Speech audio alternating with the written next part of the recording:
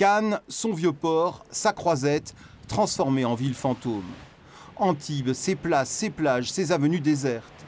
Confronté à une menace nouvelle, le coronavirus, la République, par la voix de son président, a déclaré la guerre.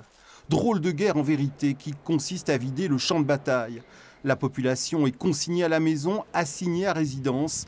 17 mars 2020, la Côte d'Azur entre en confinement.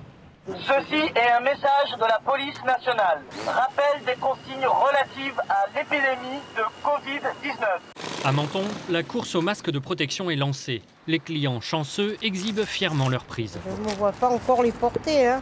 C'était il y a un an, c'était il y a un monde. En ce printemps 2020, pour faire face à la pandémie, la Côte d'Azur manque de tout. Pénurie de masques, pénurie de matériel de protection pour les soignants, peu de tests de dépistage. Quant au vaccin, il n'est encore qu'un espoir lointain. Le confinement apparaît alors comme le seul recours pour éviter l'engorgement des services hospitaliers.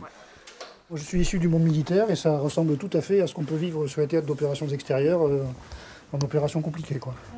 Pendant que les soignants se battent contre la maladie, les Azuréens doivent adopter de nouveaux comportements.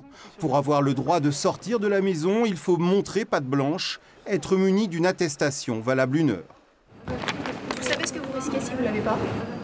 Oui, une amende de 38 €, 135 € plus tard. Et puis bien sûr, il faut pratiquer les gestes barrières. Port du masque, lavage systématique des mains, respect de la distanciation sociale. Pour envoyer le colis, monsieur? Oui, des bonnets. Le 11 mai, après 55 jours de confinement strict, l'étau se dessert enfin. Les rues se remplissent de nouveau, les commerces rouvrent leurs portes. La vie reprend son cours sous liberté surveillée. Une parenthèse, inédite dans l'histoire moderne, vient de se refermer.